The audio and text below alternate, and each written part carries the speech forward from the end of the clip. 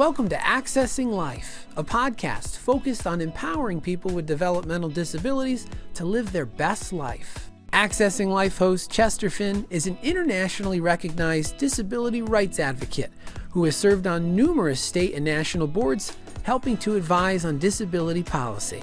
Voting is your right, and you have rights when it comes to voting. Chester and co-host BJ Stasio speak with self-advocates to discuss different ways available to you to cast your ballot.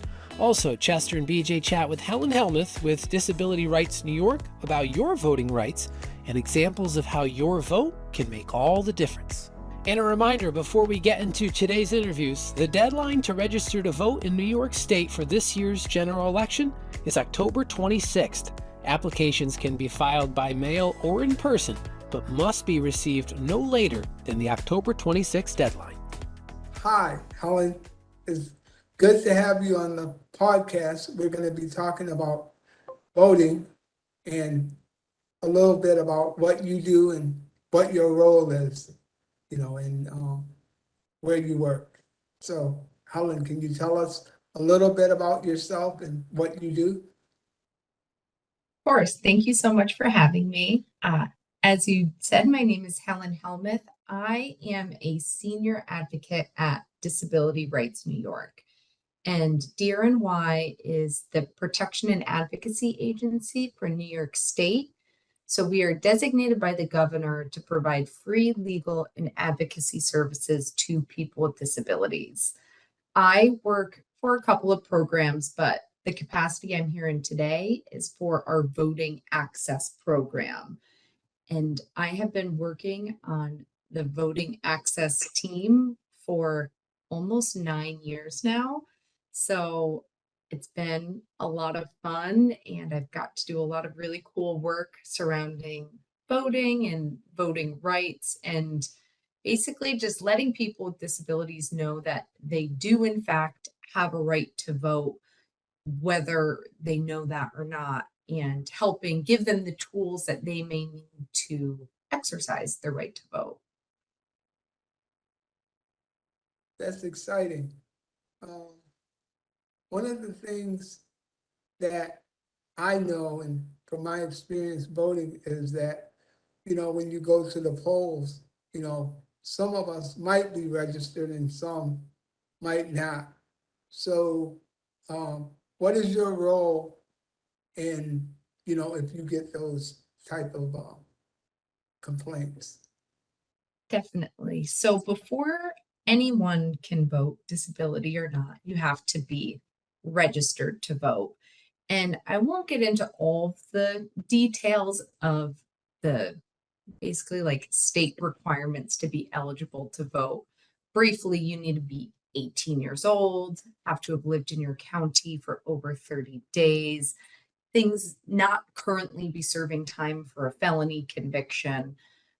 But DRNY's role in helping people register to vote is we are a nonpartisan organization, which means we do not support or endorse any specific candidate or political party.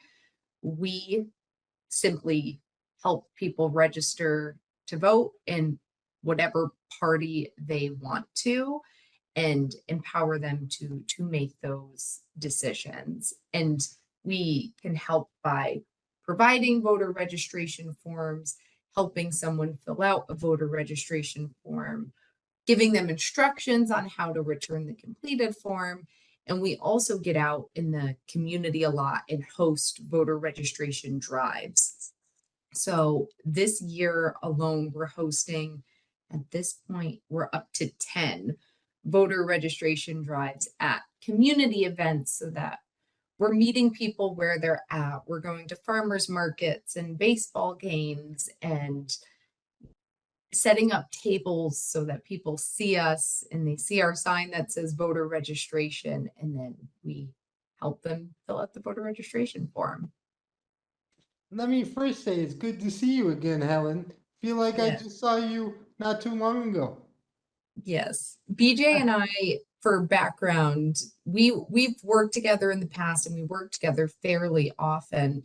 I think it was early June, we co-presented at a conference on the importance of voting and why every single vote matters. So always great to be back with you, BJ. Thank you, and I do have a couple questions for you, and I promise they won't be hard ones. All right. One of the things I am most proudest of that DRNY and Sandy's and the Go Vote Task Force have done, now merged with Rev Up New York, is the plan to vote document. You want to talk a little about that?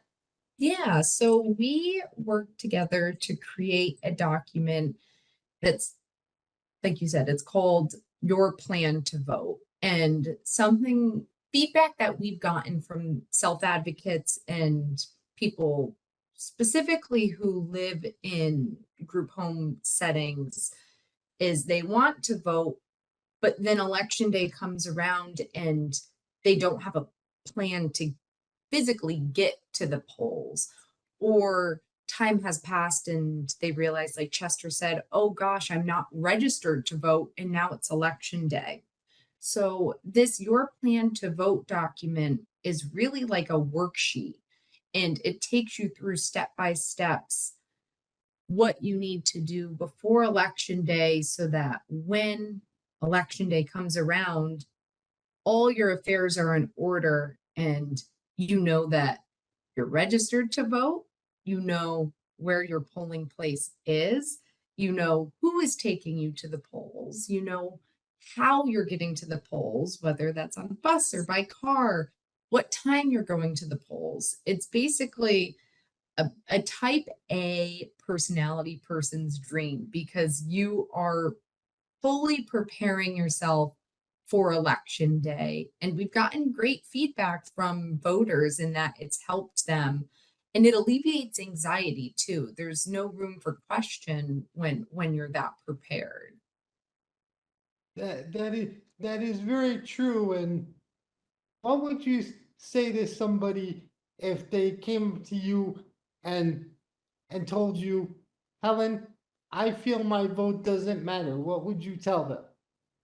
I would say it's too bad you weren't at mine, BJ, and Joe Damiano's presentation in early June, where we went into great detail about specific races that were decided by fractions of votes.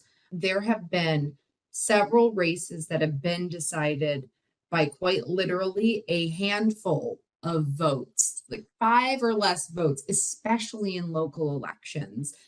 And in those races, especially local races, every single vote counts because the margin of victory is so small.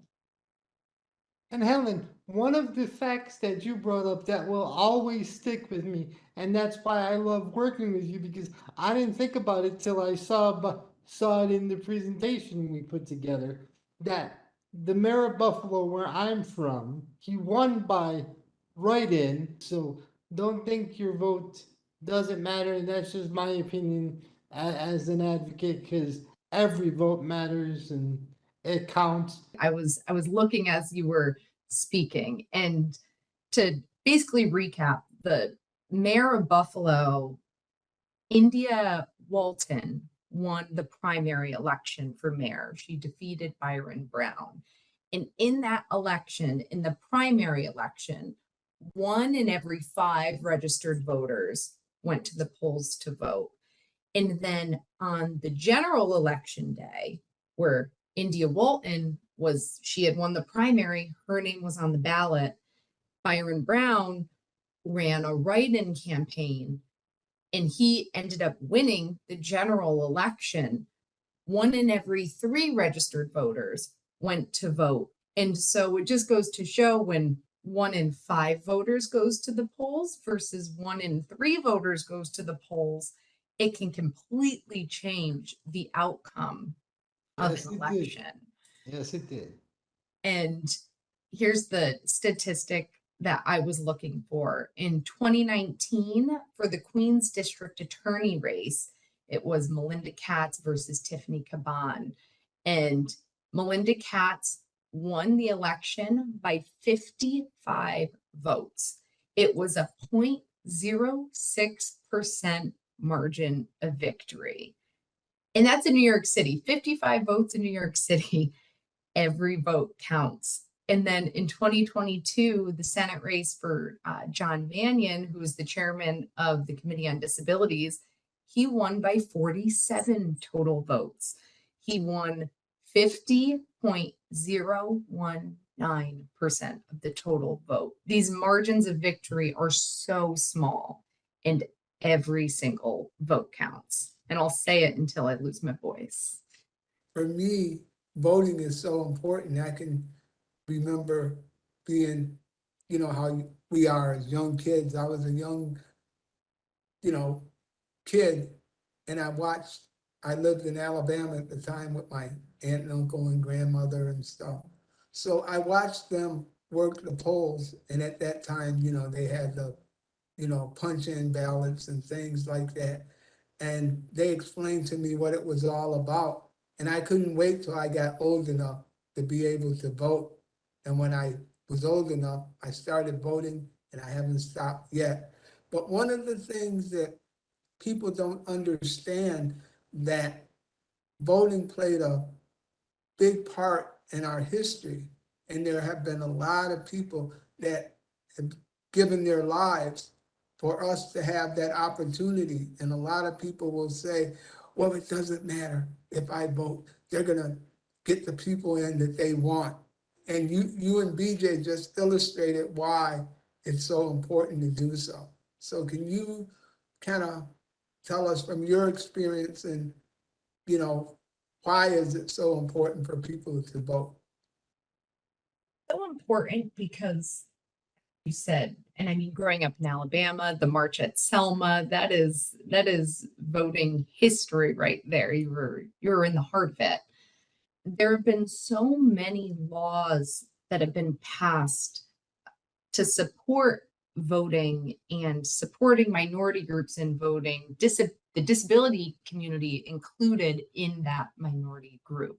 The reason it's so important to vote is because it did not come easy. It didn't just happen out of nowhere. All these laws had to be passed. All these people had to march to stand up and fight for their right to vote. I was going to say defend their right to vote, but it didn't start as defending because they didn't have that right. So back in 1965, the Voting Rights Act was passed, and the Voting Rights Act banned arbitrary requirements to be eligible to vote. So prior to 1965 in New York State, people had to pass a literacy test in order to be eligible to vote. And as you can imagine, that discriminated against many people, especially people with disabilities who may have a learning disability where they're not able to read. Maybe they have a visual disability and they can't read. But the Voting Rights Act of 1965 banned those arbitrary requirements for voting. And then in 1973, Section 504 of the Rehab Act was passed, which broadly prohibited discrimination based on disabilities in public programs that were conducted by federal agencies, which included elections. Around comes 1982, and Congress takes another look at the Voting Rights Act, and they add a new section, Section 208. And this explicitly guarantees protections for voters with disabilities who need assistance with marking their ballot. Section 208 made it so that voters with disabilities could receive assistance with marking their ballot from a person of their choosing. The asterisk being it could not be their employer or a union representative. Those were the only two people that still to this day are not allowed to help someone mark their ballot for obvious reasons. You don't want coercion happening. So Helen, I have a question based on that. Yeah. So let's say somebody goes in the polling place with their direct support professional. Mm-hmm. If if the person chooses to and they trust the person, the direct support professional can help them cast their vote, right? The answer is yes. The direct support professional can help them mark their ballot. I'm guessing you asked maybe because I said it couldn't be their employer that helps mark their ballot, but that means your boss. When you have a direct support professional, you are in charge of your care. And so your direct support professional is able to help you mark your ballot. So in 1984, so 2 years after Section 208 was added to the Voting Rights Act, the Voting Accessibility for the Elderly and Handicapped Act was passed. And this required polling places to be physically accessible to voters. So no steps, there had to be ramps, the doorways had to be wide enough. And if a polling place could not be made physically accessible, then an alternative polling place or an alternative accessible means of voting had to be provided to the voter. Then 6 years later, in 1990, we all know the Americans with Disabilities Act was passed, which governed all government programs be accessible, including voting. And then finally, to cap it all off, in 2002, the Help America Vote Act was passed. And this was after the Hanging Chad incident in, I believe it was the year 2000, was that election? Florida, yep. And in Florida, yeah, the Florida Hanging Chad. And what HAVA established was that all voters have a right to a private and independent vote. So whereas before voters with disabilities were just guaranteed assistance from someone, now HAVA is saying you get to have an independent vote and a private vote. And they do this through the use of, in New York State, they're called ballot marking devices. And it's a machine that allows voters with disabilities or anyone who wants to use them, but it allows voters to use a variety of adaptive tools to mark their ballot independently. Thank you for that, historical, look back at, why it's so important. One other thing that I know that people don't bring out a lot, and I experienced it when I was at the primaries voting a few weeks ago. I try to do it the first day they open. I try to be there to be able to vote. Can you let the people know that the ballot marking machines is for everyone? I know I've done a lot of advocating across the country and, for the machines and stuff, for our rights as people with disabilities, but I encourage everyone to use that machine because you don't know the circumstances of the person when they come in there. They might be, reluctant because, they think that it's not for them.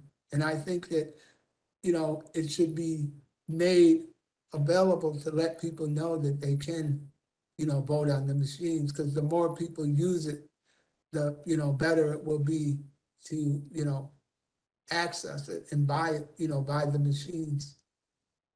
Absolutely. You are speaking my love language, Chester. I encourage everyone to use the ballot marking device to mark their ballot, or at least try it once and see what it's about. You do not need to have a disability to use the BMD. Poll workers cannot ask if you have a disability when you ask to use the BMD. And one of the most important, it's a really strong advocacy tool when a person, especially without a disability, goes in and uses the BMD to vote, because if there's any errors or malfunctions with the machine, that voter is able to still go and independently mark their ballot by hand, but the machine is getting fixed for the person who comes in behind them, who may have a disability and need to use the machine to vote privately and independently. It is such an effective and simple advocacy tool by just voting using the ballot marking device, and every polling place has to have one. Depending on your county, the type of ballot marking device you have is maybe different, but they all serve the same purpose and they all have the same accessibility tools like a sip and puff, and it's called an ATI, an audio tactile interface, which is essentially a big video game controller that you're able to use to scroll through the ballot. It has a 2-switch paddle feature that you can use to scroll through and mark your ballot, that you can use with your hands, with your feet, with your elbows. It has audio, so the ballot can be read to you. The screen can go high contrast or low contrast. You can turn the screen off and just listen through the audio, so you don't have to worry about, if you are blind or have low vision, someone else seeing your ballot and have you see how you're voting. There are so many accessibility features on the BMD so that everyone can have a private and independent vote. But to hit home on what you said, Chester, you do not need to have a disability to use the ballot marking device. And the more people who go into their polling place and ask the poll worker to use the BMD, it's gonna create more conversation and more awareness over these machines. And it's a fantastic thing that I encourage all advocates to do. Thank you. And, it was great interviewing you and talking about, the voting access. And Helen, it's always a pleasure working with you. You know how much I love working with you. We're of the same mindset, and it inspired me to end with this thought and tell this little story that I told during our presentation. I always feel that my first advocacy adventure was my first vote because it belonged to me and only me, and that was very empowering from that day forward. So get out there, do your part, and vote. And if you need to be educated, ask people you trust to help educate you on the candidates to make an informed vote. And I look forward to working with you more in the future, Helen. Thank you. Of course. Thank you all so much for having me. Your vote is yours. No one can tell you how to vote or who to vote for. Like you said, it is completely up to you. And that's power. That's power that only you hold. In the heart of every community, there are people who walk among us, fulfilling a calling that's more than work. They are direct support professionals, people who transform lives through their dedication and support. They are the champions who believe in empowering people to achieve their full potential. For them, it's not just a job. It's about making a real difference. Every smile they bring creates moments that matter. It's more than work, it's a journey. Join us in a career where your impact means you help someone grow and learn. Where every day you're not just going to work. You're becoming a part of someone's world. Become a direct support professional And build a career with meaning. It's more than work It's a legacy of support. and enrichment. Your calling is waiting. Join us and change your world. Apply now to be a direct support professional. If you plan to vote by mail in this year's upcoming election, applications requesting a mail ballot must be received by the Board of Elections in your county no later than 10 days before the election. When mailing in your ballot, it must receive a postmark no later than November 5th and must be received by County Board of Elections no later than November 12th. You can also deliver your ballot to your Board of Elections directly on Election Day or before, or to a polling place on Election Day itself. Can you tell us who you are and where you're from? My name is Julie Ramos. I work for the Self-Advocacy Association of New York State. I am a grassroots field sitter from the New York Westchester area, and I'm also a self-advocate. My name is Joseph Damiano. I am a peer support specialist at the ARC of Allegheny Stu Bend. and I'm also a self-advocate as well. What is you guys' experience with voting? Have you been voting long or just started? For me, I've been voting since since I was 18 years old when my mom took me to register to vote. So I'm now for 54. I hate to say my age because they say women cannot tell the age, uh, but I've been doing it for a while now. Oh, okay. I've also been voting pretty much since I've been in high school, and love every minute of it. That's cool. I started voting back in my teenage years when I became of voting age. And the first president I voted for was Jimmy Carter. Julie, what got you involved in voting? Actually, it was my mother because when I was and also because I wanted to get to involved in the issues because to me it's very important. And also my mom kind of was always know your right type of woman. And she kind of told me I had to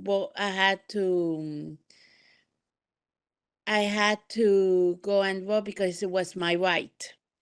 And she didn't want me to at first. But then I learned about it more and more, and I realized I needed to vote because of for myself and for the issue that mattered to me. Thank you. And Joe, what got you so charged up in voting? We've worked together on presentations, few accessibility voting machine demonstrations. What got you so charged up? I just think that everybody that has a disability has a right to go out and vote and to know their rights and to know how to use those machines. My dad was actually my parents, sorry about that, actually got me into voting and got me charged with it because that's how I got started in advocating for myself.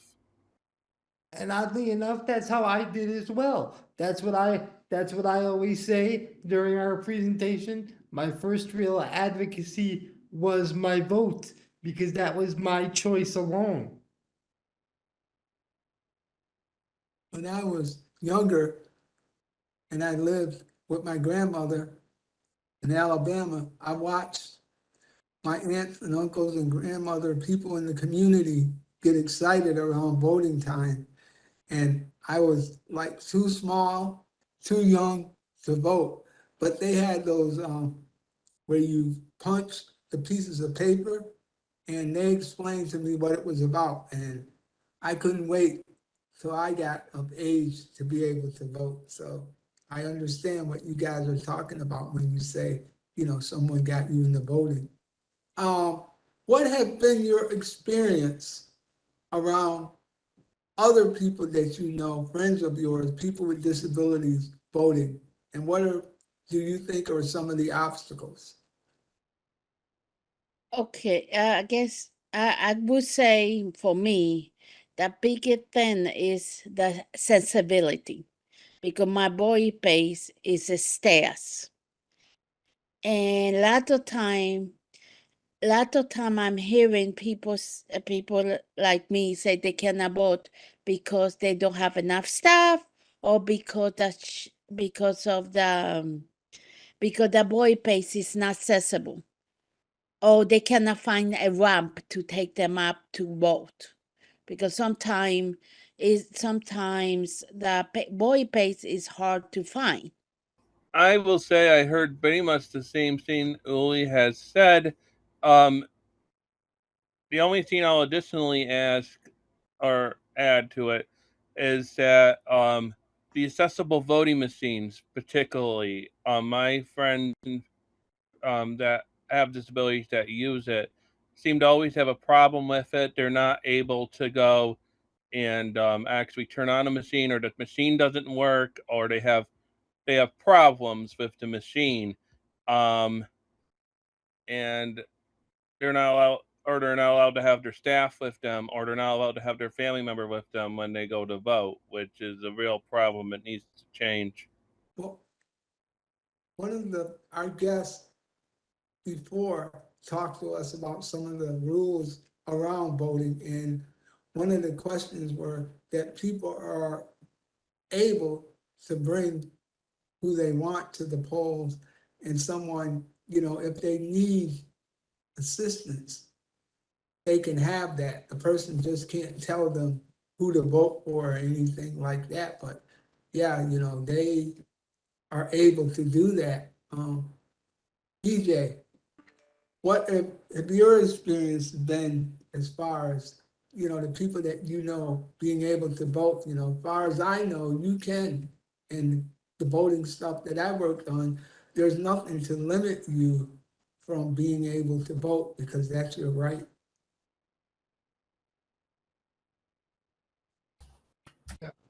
It's always been a struggle for myself voting, but one thing I'm most proud that we all have done, Joe, myself, and Uli, is Uli got herself involved in the voting task force, and then Joe spun that off and got the group into Rev Up New York. And why is it important to be a part of Rev Up, Joe? It's important to be a part of Rev Up because you're part of a community and somebody, and it's a group that can help you with know your voting rights and to know what necessarily is voting and what your rights are. And thank you, Joe. And one thing I'm most proud of for all of us is we came up with that plan to vote as a group. And OPWDD was involved in the creating of that plan to vote. That's very important to have a plan to go vote, because now with early voting, you can go vote many days early. So those who assist us really have no excuse not to help us go vote. What would each of you tell those of our peers, those who are advocates, that if they tell you their vote doesn't matter, what would each of you tell them? We'll start with Joe with that one. I would say that every vote matters. You may not think that your vote matters as a person with a disability, but it certainly does matter. And even 1% of people can get that person elected. What about you, Uli? I see many times where on TV one vote counts. That person, and a lot of elections over the years, that one vote counts to get selected, believe it or not. And that person, that vote, whoever it does count to get that person that you want selected. And also, sorry, Go ahead, Uli. sorry about that. And also, I would say that it does matter because you need your voice to be heard. Because if you want change, you had to go and vote. There's no way about it. Change doesn't happen because you stay in the house and look at four walls and twiddle your hands. That's not gonna happen. That's my little joke there. But my point is you had to vote because you really want to make a change, and don't, I tell, if you don't do it, don't complain because you didn't make that choice. That's my thing.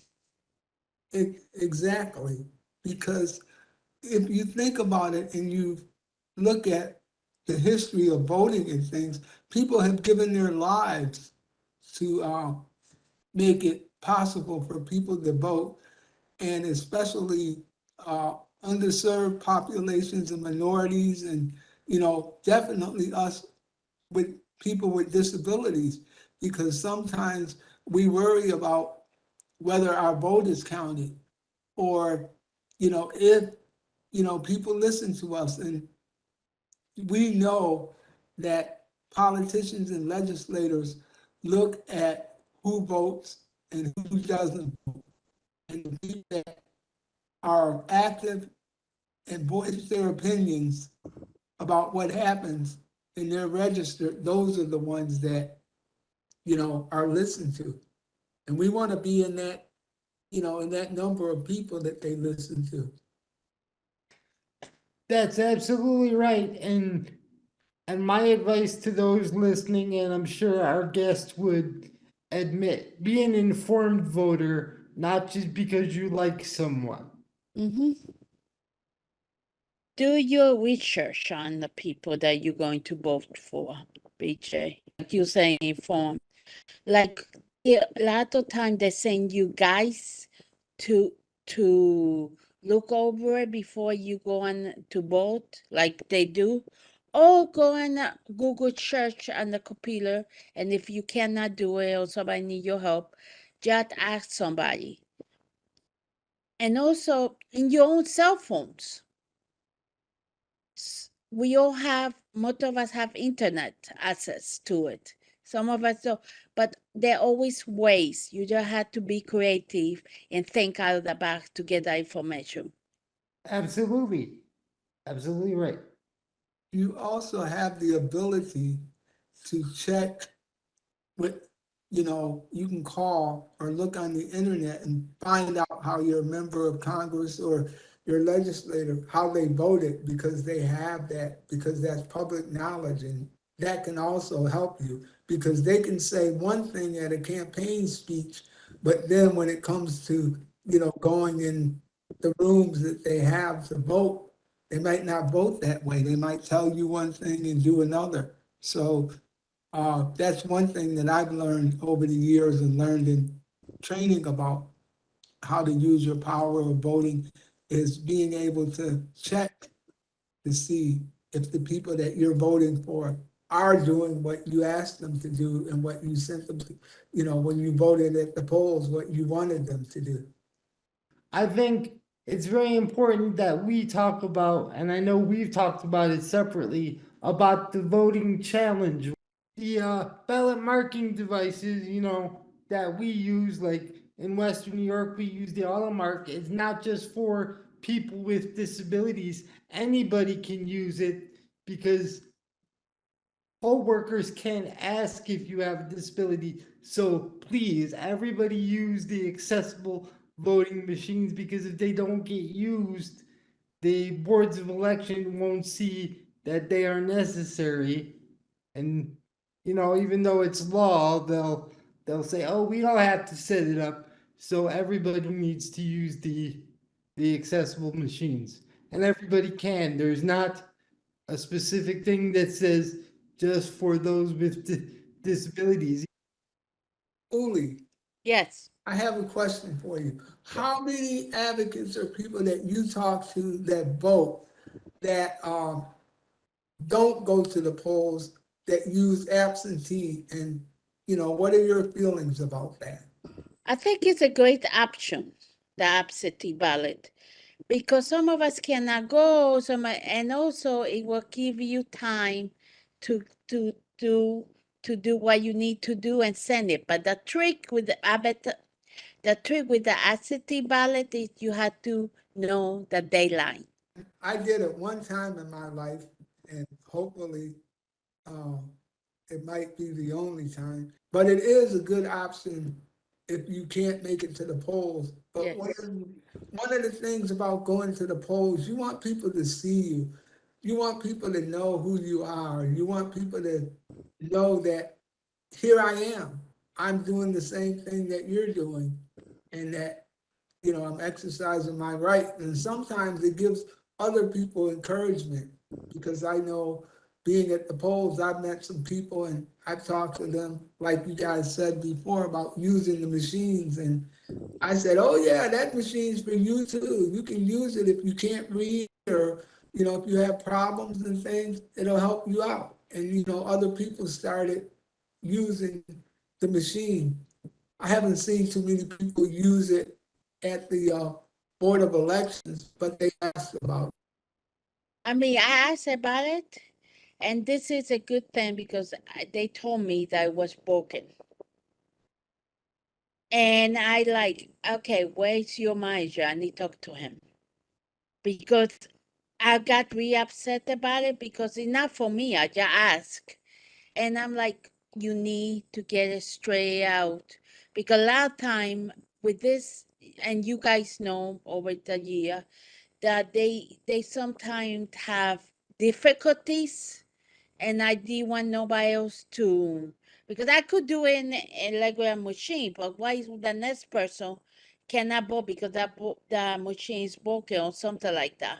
So I talked to the manager, listen, and I complain about it. Listen, I could do it, but why is the next person? Why is that person who cannot read or write or cannot use the machine? What they going to do? You need to keep that updated. And also, what I did when I got home was I talked to the board of relations and give them all the information, like what site was it, what address, everything they asked me, and I complained about that because that was very important to me because I I think everyone had the right to use what if it's in there and it's working, use it. Exactly.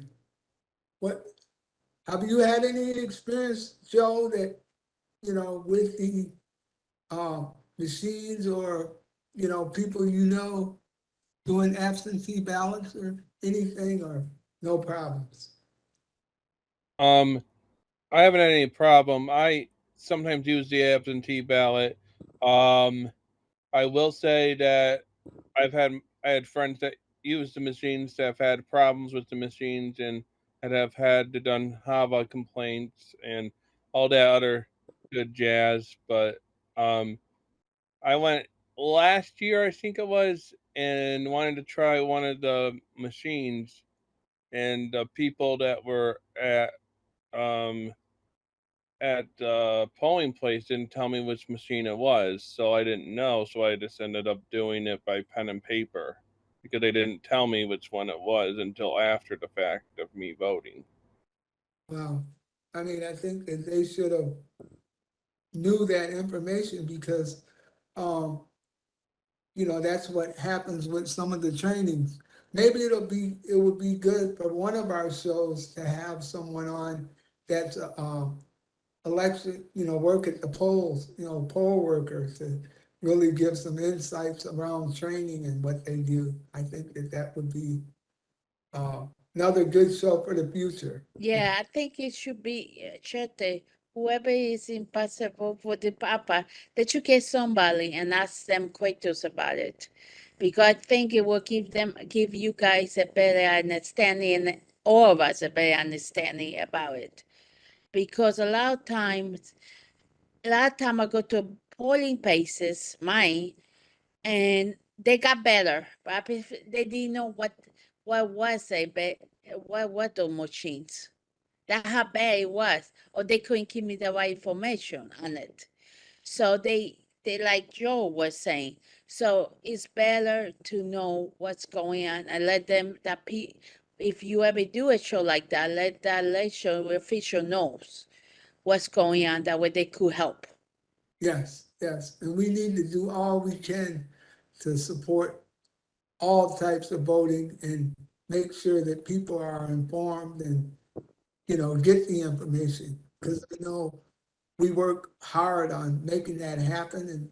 And I have conversations with BJ and other friends of mine and other advocates on how important the, voting part of it is. Like I said previously, just get out and vote, and know that you have a support team, a support people around you that can definitely help you make the right decision and help you get to the polls. And I agree with Joe.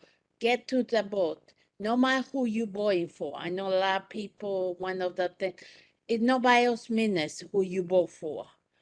And go vote. Multiple things, let your voice be heard. Because remember, a lot of people die for this right for us, like what Shirley was saying before. And also is that all our right to do this. Even though whatever way you could vote, that's how you make change. And remember what I say, if you don't vote, don't complain, because you had the right to vote and you did do anything. You had the right to change and you did do anything. So go and vote and let your voice be heard. We all had the right. Like our guest said, we all want to be change makers, and change happens when we choose to vote for who we believe will be do a good job for us when they're in office, because we are constituents of theirs. Accessing Life is a podcast produced by the New York State Office for People with Developmental Disabilities, known as OPWDD. The producer is Michael Orzel, hosts Chester Finn and BJ Stasio. To learn more about the Office for People with Developmental Disabilities, supports and services, go to opwdd.ny.gov.